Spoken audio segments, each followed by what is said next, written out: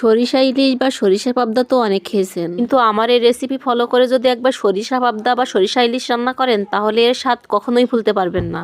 এতটাই সুস্বাদু এর স্বাদ যে আমি আপনাদেরকে বর্ণনা করে বোঝাতে পারবো না। রমজানে মুখে রুচি থাকে না, রমজানে যদি আপনি এই রেসিপিটা রান্না করেন তাহলে পেট ভরে 2টা ভাত খেতে পারবেন। আসসালামু আলাইকুম এভরিওয়ান, কেমন আছেন সবাই? আশা করি মহান আল্লাহর রহমতে সবাই ভালো আছেন। চলুন তাহলে কথা না বাড়িয়ে শুরু করা যাক সরিষা পাবদার রেসিপি। এর জন্য আমি পাবদা মাছের লবণ, হলুদ এবং গুঁড়া ঝাল মাখিয়ে এভাবে রেখে দেবো কিছুক্ষণ।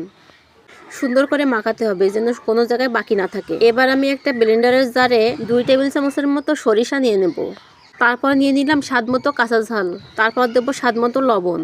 এবার দিয়ে দেবো বেশ খানিকটা পেঁয়াজ কুচি, তারপর দিয়ে দেবো 1 চা চামচের মতো আদা বাটা। আপনারা চাইলে আদা কুচিও দিতে পারেন, আমার কাছে বাটা ছিল তাই আমি বাটা দিয়ে দিলাম। এবার 1 মুঠো বাদাম দিয়ে ব্লেন্ডারে বেটে নিয়ে আসলাম। এবার এই বাটা মশলাগুলো একটা বাটিতে নামিয়ে নিলাম। এই সামান্য মশলা দিয়েই কিন্তু রান্না শেষ হয়ে যাবে। এতে কিন্তু এক্সট্রা আপনার আর কোনো মশলা লাগবে না।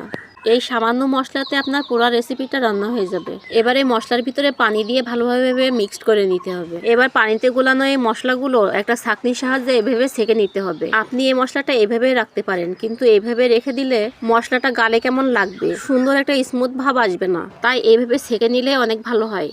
আমার মশলাটা সেকে নেওয়া হয়ে গেল।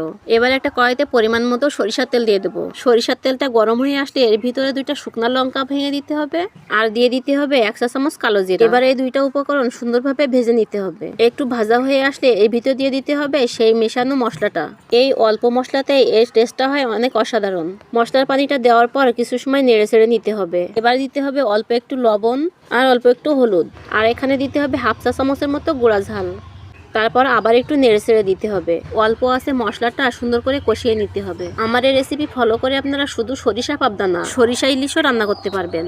কষাতে কষাতে এরকম ঝোলটা ঘন হয়ে আসবে।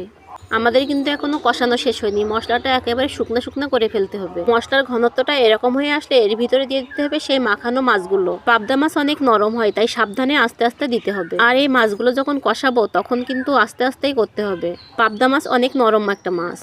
এবার সবগুলো মাছ দেওয়া হয়ে গেলে এভাবে আস্তে আস্তে করে কষিয়ে নিতে হবে। এই সময় কিন্তু মোটেও তাড়াহুড়ো করে কষানো যাবে না, তাহলে কিন্তু মাছ ভেঙে যাবে। এবার মশলার বাটিটা ধুয়ে আমি কিছুটা পানি দিয়ে দেবো এর ভিতরে। মশলার পানিটা দিয়ে আস্তে আস্তে এভাবে নেড়ে চেড়ে দিতে হবে। আমি কিন্তু বারবার করে বলছি তাড়াহুড়ো করে কিছুই করা যাবে না, আস্তে আস্তে করতে হবে। এবার আমার জাল করতে হবে কিছুক্ষণ। আপনারা কিন্তু এই রমজানে এই রেসিপিটা ফলো করতে পারেন। আমার বাসার সবাই এই সরিষা পাবদাটা এতটা পছন্দ করে যে যেদিন এটা রান্না করি সেদিন আমার অন্য কোনো তরকারি আর রান্না করতে হয় না। আর অন্য দিনের তুলনায় সেদিন ভাতও লাগে একটু বেশি। আপনারাও কিন্তু আমার এই রেসিপিটা ফলো করে একদিন সরিষা পাবদা রান্না করতে পারেন। বিশেষ করে এই রমজান মাসে ভাত খাওয়া যায় না একদম, তখন এটা রান্না করলে আপনি অনায়াসে ভাত খেতে পারবেন অনেকটা।